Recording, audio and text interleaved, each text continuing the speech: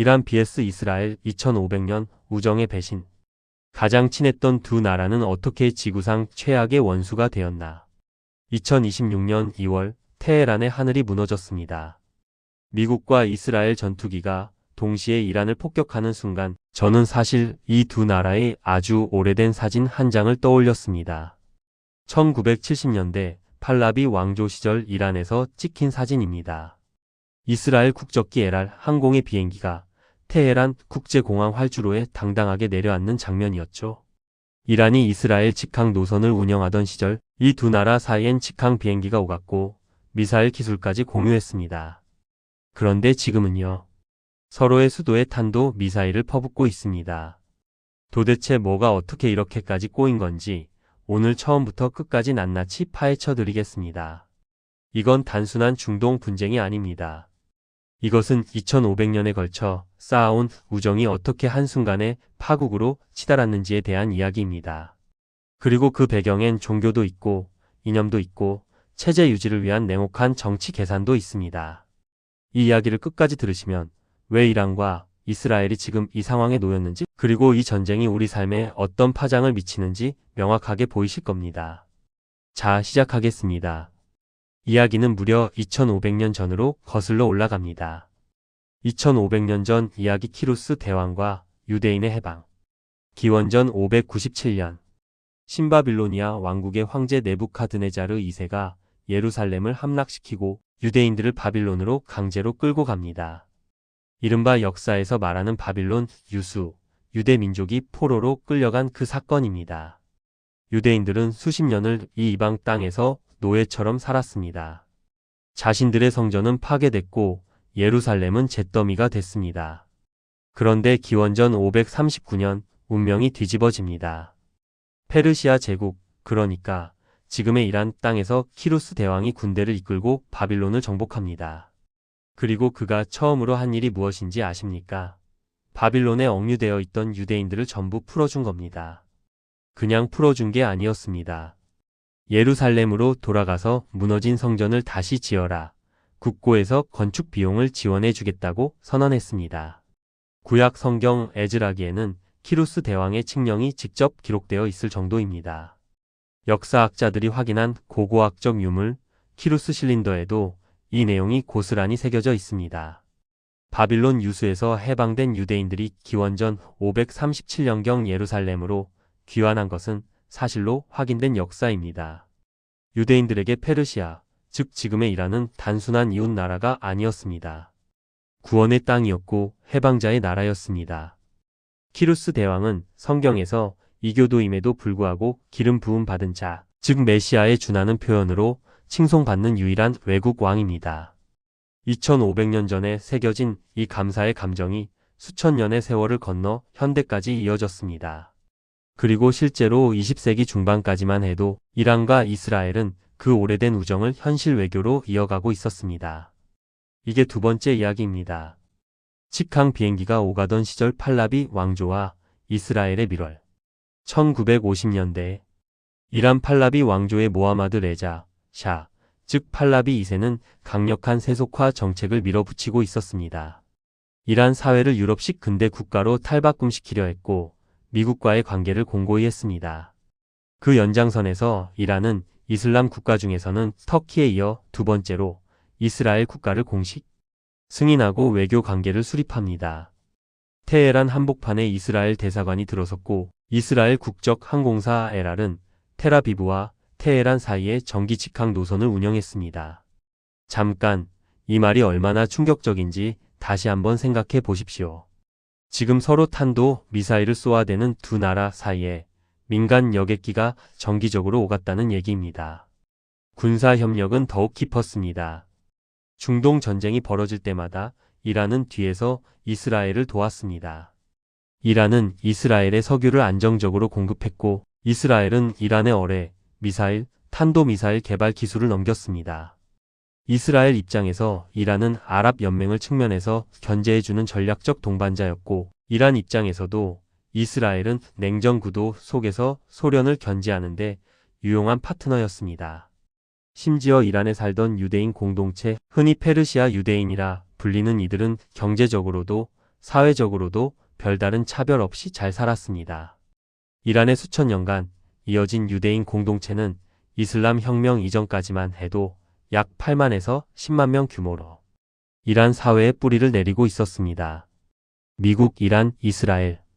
이 세 나라가 사실상 하나의 팀으로 움직이던 시절이 분명히 있었습니다. 그런데 1979년 이 모든 게 단 하루아침에 뒤집어집니다. 1979년 세상을 갈라버린 혁명. 1979년 1월 팔라비 국왕이 이란을 떠납니다. 같은 해 2월 아야톨라 루올라 호메이니가 14년간의 망명 생활을 끝내고 이란으로 귀국합니다. 공항에 수백만 명의 시민이 몰려 나왔습니다. 이슬람 혁명이 완성되는 순간이었습니다. 호메이니는 집권하자마자 세상을 두 편으로 갈라버리는 선언을 합니다. 미국은 큰 악마 그레이트 세이턴, 이스라엘은 작은 악마 리털 세이턴. 이 한마디로 수십 년간 쌓아온 모든 관계가 하루아침에 증발했습니다. 테헤란의 이스라엘 대사관은 즉시 문을 닫았습니다. 그리고 그 건물이 어디로 넘어갔는지 아십니까? 팔레스타인 해방기구 PLO에게 넘겨졌습니다. 이스라엘이 쓰던 건물을 이스라엘의 적에게 선물로 줘버린 겁니다. 이보다 더 확실한 결별 선언이 있을까요? 수십 년을 이란에서 살아온 유대인 공동체는 일시의 위기에 처했습니다. 혁명 직후 약 8만 명에 달했던 이란 내 유대인은 이후 급속히 줄어들어 현재는 8천 명에서 1만 명 수준만 남아있다고 추정됩니다.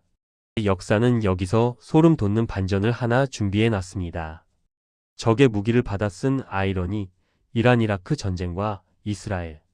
1980년 9월 20일 이라크의 사담 후세인이 이란을 침공합니다. 8년간 계속될 이란 이라크 전쟁의 시작이었습니다. 이 전쟁에서 이란은 완전히 국제사회에서 고립된 처지였습니다. 미국은 물론이고 소련도 중국도 이란이 아닌 이라크를 지지하거나 최소한 묵인하는 상황이었죠. 아랍 연맹의 걸프 산유국들도 이라크에 막대한 자금을 지원했습니다. 이 상황에서 몰래 이란에 무기를 대준 나라가 있었습니다. 누구였을까요? 이란이 작은 악마라고 저주하던 바로 그 나라, 이스라엘이었습니다. 이유는 냉정했습니다. 이스라엘 입장에서 사담 후세인의 이라크는 이란보다 훨씬 더 무서운 존재였습니다. 이라크는 핵 개발을 추진하고 있었고 1973년 4차 중동 전쟁에서 이스라엘을 직접 공격했던 나라였습니다. 이란이 이라크와 싸우느라 지쳐있는 동안은 적어도 이란이 이스라엘을 위협할 여력이 없으리라는 계산이었죠. 적의 적은 나의 친구라는 냉혹한 현실 정치의 논리였습니다. 이스라엘이 이란을 지원한 것은 이후 이란 콘트라 스캔들을 통해서도 일부 확인되는 사실입니다. 미국 레이건 행정부 시절 이스라엘을 경유해 이란에 무기를 팔고 그 자금으로 니카라과 반군을 지원한 이 복잡한 스캔들은 이스라엘과 이란 사이의 공식 단교 이후에도 물밑 거래가 이뤄졌음을 보여줍니다.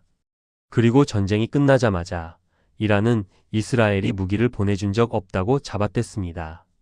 다시 원수 모드로 복귀했습니다. 이보다 더 기가 막힌 외교 관계가 있을까요? 서로를 악마라고 저주하면서 뒤로는 무기를 주고받고 전쟁이 끝나면 모른 척한다. 이게 이란과 이스라엘 관계의 민낯이었습니다. 자, 이제 핵심 질문 하나를 던져볼 시간입니다. 이란은 도대체 왜 이렇게까지 이스라엘을 미워하는 걸까요? 종교 때문이라고요? 그 답은 생각보다 훨씬 더 복잡하고 훨씬 더 정치적입니다. 종교 때문이 아니다. 이란이 이스라엘을 미워하는 진짜 이유. 잠깐 여기서 의아한 점이 생깁니다. 이란이 이스라엘을 그토록 미워하는 게 이슬람 신앙 때문이라면 논리적으로 설명이 안 되는 부분이 있습니다. 이란은 시아파 이슬람 국가입니다. 그런데 이란이 지원하는 팔레스타인의 하마스는 수니파입니다. 시아파와 수니파는 이슬람 내에서 수백 년간 갈등을 이어온 라이벌 종파입니다. 종교적 논리만으로 따지면 이란이 하마스를 지원한다는 건 앞뒤가 맞지 않습니다.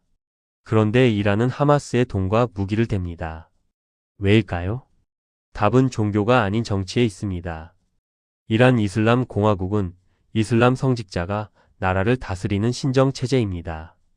이런 시스템이 유지되려면 반드시 외부의 적이 필요합니다. 국민들의 불만을 바깥으로 돌릴 대상, 내부 결속을 다지게 해줄 공동의 적이 있어야 합니다. 이스라엘이 바로 그 역할을 해주고 있는 겁니다. 시온주의를 막아야 한다. 이스라엘을 쓸어버려야 한다. 이런 구호들이 이란 체제를 유지하는 일종의 첩착제입니다. 이란 정부 입장에서 이스라엘은 미워할수록 이득인 존재입니다. 국내 정치적 정당성도 확보되고 중동 전역에서 반이스라엘 세력의 대장이라는 지위도 차지할 수 있으니까요. 팔레스타인 문제를 전면에 내세우면 순위파, 이슬람 국가들에게도 이란의 영향력을 넓힐 수 있습니다. 이것이 바로 학자들이 말하는 적대적 공생의 구조입니다. 서로를 미워하면서도 그 미움이 서로에게 정치적으로 필요한 관계. 이란 정권은 이스라엘이라는 적을 통해 내부 결속을 다지고 이스라엘은 이란이라는 위협을 통해 미국과의 동맹을 공고히 하고 아랍 국가들과의 연대를 만들어냅니다. 그럼 반대편 이스라엘의 시각도 살펴볼 필요가 있습니다. 이스라엘은 왜 이란을 지구상에서 가장 위험한 나라로 보는 걸까요? 이스라엘의 공포 포위망이 좁혀지다. 원래 이스라엘의 주적은 이란이 아니었습니다. 이집트였습니다. 1, 2, 3, 4차 중동전쟁. 이 모든 전쟁의 주인공은 이집트, 시리아, 요르단 같은 아랍 국가들이었습니다. 이스라엘은 수십 년간 이 나라들과 싸웠습니다. 그런데 1973년 4차 중동전쟁 이후 미국이 판을 완전히 뒤엎어버립니다. 미국은 이집트에게 막대한 군사 원조와 경제 지원을 약속하면서 이스라엘과 강제로 화해시킵니다. 1979년 캠프 데이비드 협정으로 이집트와 이스라엘은 평화 조약을 맺습니다. 요르단도 1994년 이스라엘과 정식으로 수교합니다. 이스라엘 입장에서는 가장 강력했던 위협들이 한꺼번에 사라진 셈이었습니다. 그 빈자리를 채운 게 이란이었습니다. 1979년 혁명으로 반미 노선으로 돌아선 이란은 이스라엘과 화해할 이유가 전혀 없었고 오히려 본격적으로 이스라엘을 조이기 시작했습니다. 이란의 전략은 이른바 저항의 축을 만드는 것이었습니다. 레바논의 헤즈볼라, 팔레스타인의 하마스와 이슬람 지하드, 예멘의 후티 반군. 이란은 이들 전부에게 돈과 무기를 쏟아부었습니다. 이 세력들이 직접 이스라엘을 공격하게 만드는 대리전 전략이었습니다. 이스라엘 입장에서 보면 국경 사방에서 총알과 로켓이 날아오는데 그 뒤에 항상 이란이 서 있습니다. 북쪽에서 헤즈볼라가 로켓을 쏘면 그 무기는 이란제입니다. 남쪽에서 하마스가 터널을 파면 그 자금은 이란에서 옵니다. 결국 이란이 모든 위협의 근원이라는 결론에 도달할 수밖에 없었던 거죠. 그런데 이스라엘이 진짜로 두려워하는 건 따로 있습니다. 이란의 핵무기입니다. 핵의 공포. 이란은 왜 핵을 포기하지 않나? 이란의 핵 개발은 하루아침에 시작된 게 아닙니다. 그 뿌리는 아이러니하게도 1950년대 미국의 원조로 거슬러 올라갑니다. 아이젠하워 행정부의 평화를 위한 원자력 프로그램에 따라 이란은 민간 원자력 기술을 지원받았습니다. 팔라비 국왕 시절에는 핵발전소 건설 계획이 있었고 서방 기업들이 앞다투어 이 사업에 뛰어들었습니다. 1979년 이슬람 혁명 이후 이란의 핵 프로그램은 한동안 중단됐지만 8년간의 이란-이라크 전쟁을 거치며 이란의 지도부는 다시 핵을 생각하기 시작했습니다. 만약 우리가 핵을 가지고 있었다면 이라크가 감히 우리를 침공했을까? 미국이 감히 우리를 제재했을까? 이 물음이 이란 핵 개발의 출발점이었습니다. 이란은 굉장히 영리하게 움직였습니다. 과거 이라크가 핵시설을 한 곳에 모아두다가 1981년 이스라엘의 오시라크 원자로 공습 한 방에 핵 개발 계획이 날아간 사례를 철저히 연구했습니다. 그래서 이란은 핵시설을 전국 각지에 분산시키고 지하 깊은 곳에 파묻었습니다. 위장시설까지 만들어서 위성사진으로는 진짜인지 가짜인지 구분이 어려웠습니다. 이란 국토가 이라크의 3배가 넘으니 공습으로 한꺼번에 제거한다는 건 거의 불가능에 가까웠습니다. 러시아가 S-300 방공 미사일 시스템을 판매하면서 이란의 하늘 방어도 강화됐습니다. 이스라엘이 항의하자 러시아의 대답은 냉정했습니다. 너희도 조지아에 무기 팔았잖아. 이 한마디가 중동의 복잡한 무기 거래 생태계를 압축적으로 보여줍니다. 이스라엘이 꺼내든 기발한 카드 중 하나는 아제르바이잔이었습니다. 이란 바로 위에 붙어있는 이 나라에 이스라엘은 첨단 무기와 드론 기술을 제공하고 그 대가로 이란 국경 근처에 정찰 및 작전 거점을 확보했습니다. 이란을 측면에서 감시하고 필요하면 타격할 수 있는 발판을 마련한 것입니다. 2020년 아르메니아 아제르바이잔 전쟁이 벌어졌을 때 서방 국가들이 아제르바이잔을 비판하는 와중에도 이스라엘만은 아제르바이잔을 적극 지지했습니다. 우정이 아니었습니다. 이란의 목을 조이기 위한 지정학적 포석이었습니다. 그림자, 전쟁 드러나지 않는 곳에서 벌어진 일들. 이란과 이스라엘의 충돌은 미사일을 주고받는 것만이 아니었습니다. 훨씬 은밀하고 훨씬 정교한 방식으로 수십 년간 서로를 갉아먹고 있었습니다. 이스라엘 정보기관 모사드는 이란 핵 과학자들을 표적으로 삼았습니다. 2010년대부터 이란의 핵 과학자 여러 명이 의문의 암살을 당했습니다. 테헤란 거리에서, 심지어 자택 앞에서. 이란 정부는 이를 이스라엘의 소행으로 지목했고 이스라엘은 공식적으로 인정도 부정도 하지 않았습니다. 이란의 핵시설에서는 정체불명의 사이버 공격과 의문의 폭발 사고들이 잇따랐습니다. 그중 가장 유명한 것이 2010년 스톡스넷 바이러스 공격입니다. 이란의 나탄즈, 우라늄, 농축시설의 원심 분리기 수천 대가 오작동으로 파괴됐는데 이것이 미국과 이스라엘이 공동 개발한 사이버 무기였다는 것이 이후 조사에서 확인됐습니다. 이란도 손 놓고 있지 않았습니다. 시리아와 이라크가 내전으로 혼란에 빠졌을 때 이란은 이 틈을 절호의 기회로 봤습니다. 두 나라의 친이란 시아파 민병대의 무기와 훈련을 제공하면서 사실상 위성 세력을 구축했습니다. 이란의 최종 목표는 이른바 시아파 벨트의 완성이었습니다. 이란 본토에서 출발해 이라크, 시리아, 레바논을 거쳐 이스라엘 국경까지 이어지는 친이란 영향권을 만드는 것입니다. 이스라엘 입장에서 이 그림은 포위망이 점점 좁혀지는 것과 다를 바 없었습니다. 그래서 이스라엘은 시리아와 레바논 안에 있는 이란 군사 거점들을 수시로 폭격했습니다. 단순한 무력 시위가 아니라 생존을 위한 선제 타격이었습니다. 이 상황에서 이스라엘은 중동의 순위파 아랍 국가들에게 아주 강렬한 메시지를 보내기 시작합니다. 우리가 무너지면 다음은 당신들 차례입니다. 이 한마디가 중동의 외교 지도를 바꿔놓기 시작했습니다. 이슬람 세계의 이다나 이란은 왜 외톨이가 됐나? 이란은 자신을 팔레스타인 해방의 지도자이자 이슬람 세계의 수호자로 자처합니다. 그런데 아이러니하게도 이 역할이 이란을 이슬람 세계 안에서 오히려 외톨이로 만들었습니다. 여론조사를 한번 보겠습니다. 퓨 리서치 등의 조사에 따르면 이스라엘에서 92%가 이란을 위협으로 받고 이집트에서는 78%, 요르단에서는 81%가 이란의 부정적인 시각을 가지고 있었습니다.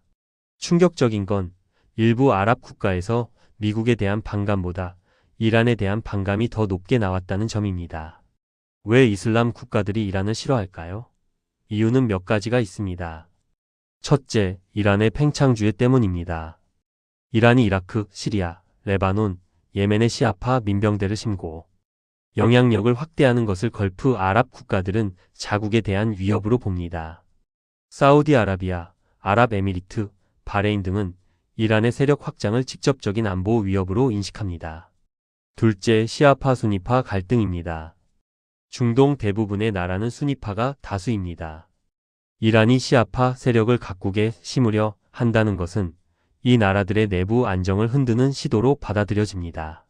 셋째, 팔레스타인 문제입니다. 수니파 아랍 국가들은 입으로는 팔레스타인 지지를 외치지만 실제로는 행동에 나서기를 꺼립니다.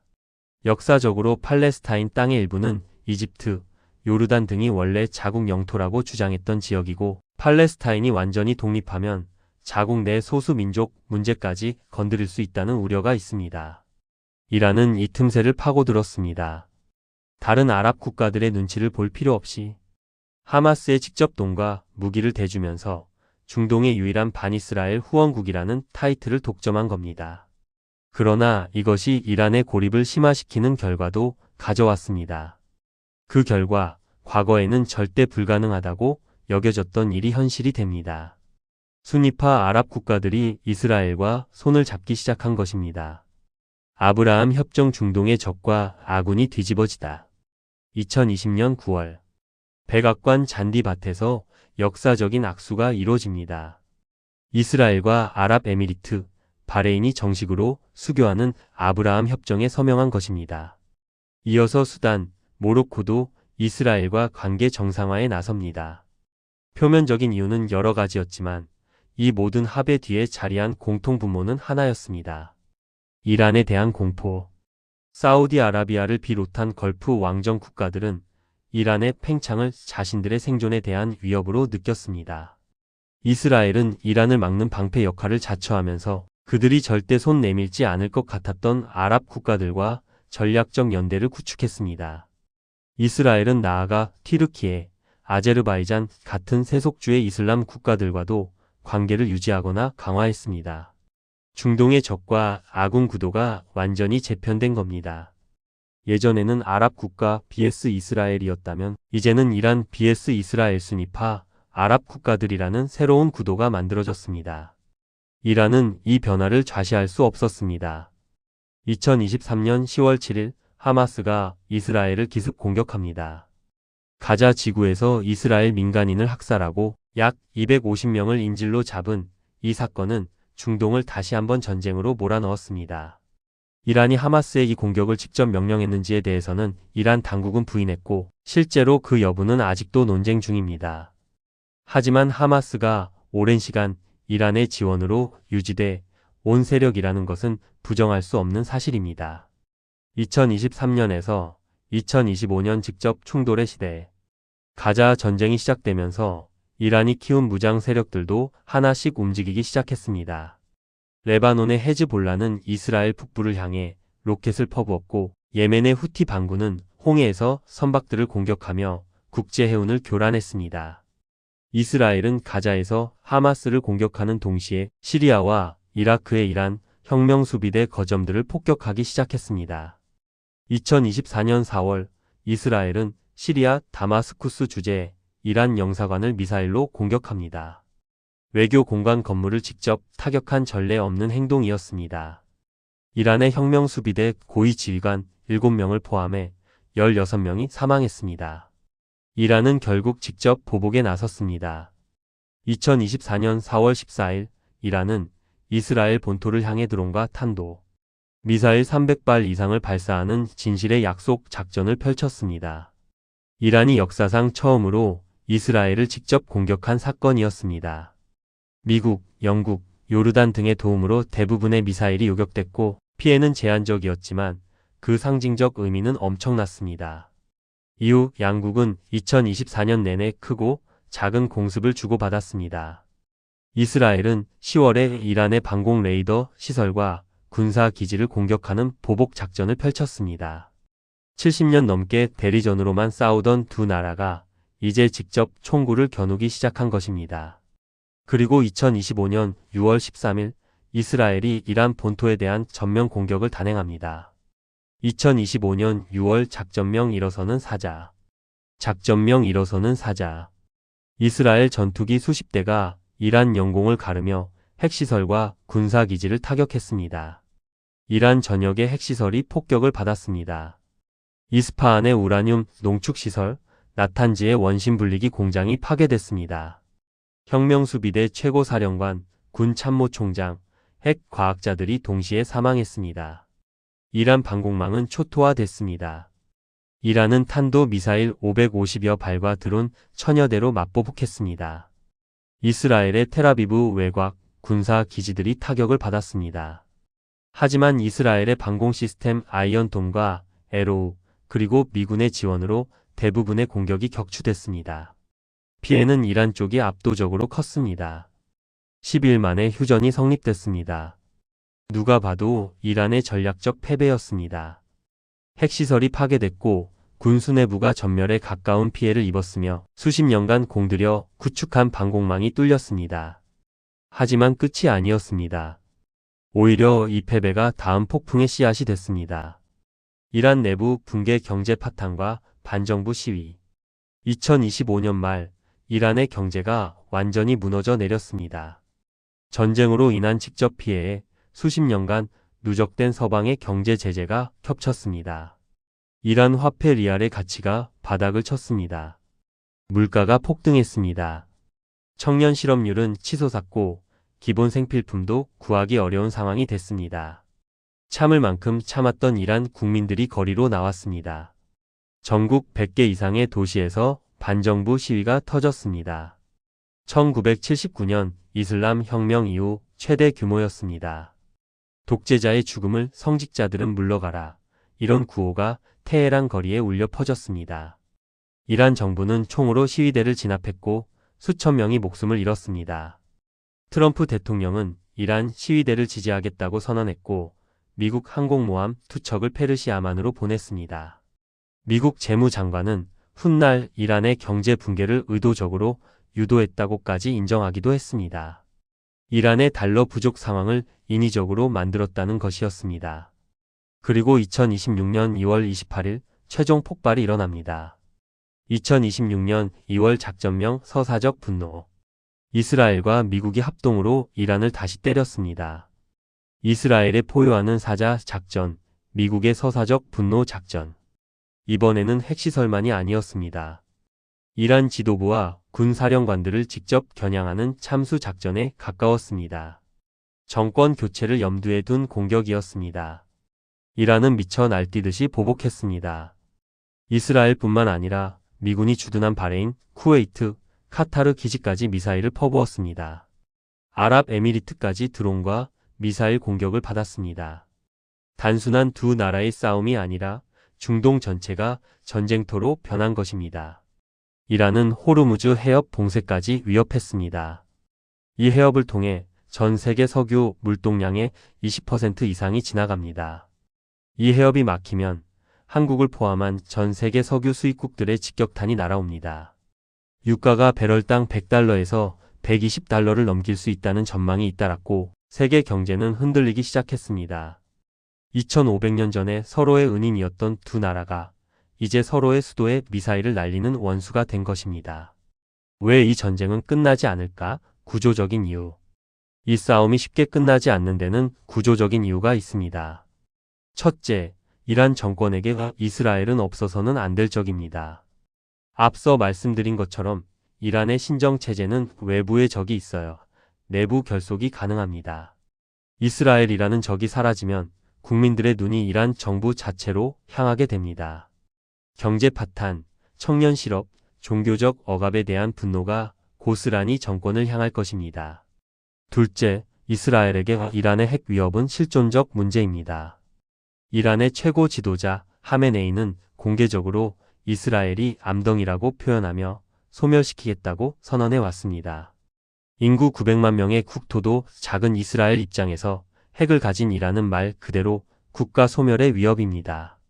타협의 여지가 없는 이유가 여기에 있습니다. 셋째, 이 갈등에는 너무 많은 외부 행위자들이 개입해 있습니다. 미국은 이스라엘의 편이고 러시아와 중국은 이란을 지지합니다.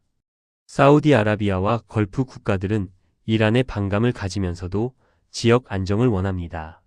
팔레스타인, 레바논, 예멘, 시리아, 이라크 모두 이 충돌의 파편을 뒤집어쓰고 있습니다. 이 모든 이해관계가 얽혀있는 한 이란과 이스라엘의 전쟁은 쉽게 끝날 수가 없습니다. 우리에게 미치는 영향 이건 결코 남의 이야기가 아닙니다. 이 전쟁이 우리와 무슨 상관이냐고요? 직접적으로 관련이 있습니다. 한국은 석유의 100%를 수입하는 나라입니다. 그 석유의 상당 부분이 호르무즈 해협을 통해 들어옵니다. 이 해협이 막히거나 통항이 위험해지면 한국의 곧장 에너지 위기가 옵니다. 2022년 우크라이나 전쟁 당시 에너지 가격 충격을 기억하십니까?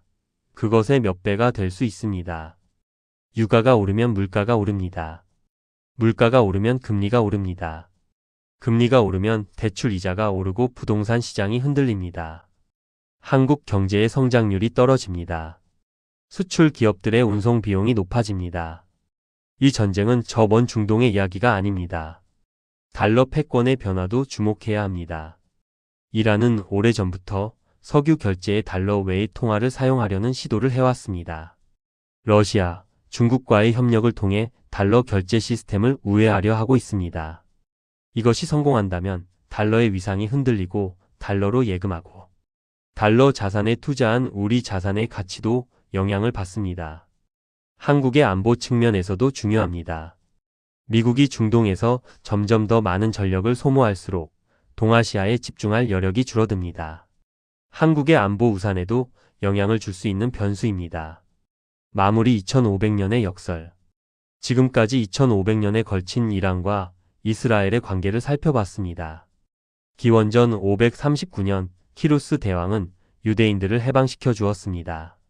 수십 년간 노예로 살던 민족에게 고향으로 돌아갈 자유를 줬습니다. 성경은 그를 메시아라 불렀습니다.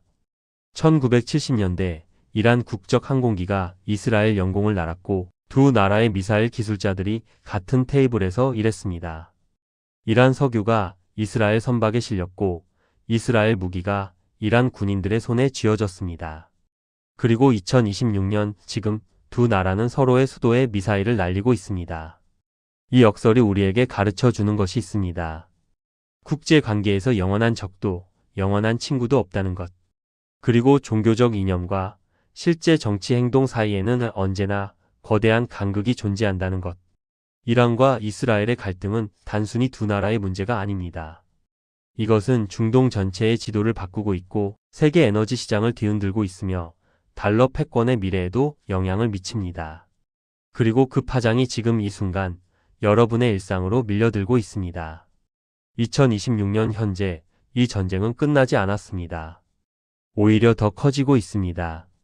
다음 영상에서는 미국이 중동에서 손을 떼고 인도태평양으로 전략을 전환하면서 중국이 그 빈자리를 어떻게 채우려 하는지 그리고 그것이 한국과 동아시아에 어떤 의미인지를 심층 분석해 드리겠습니다.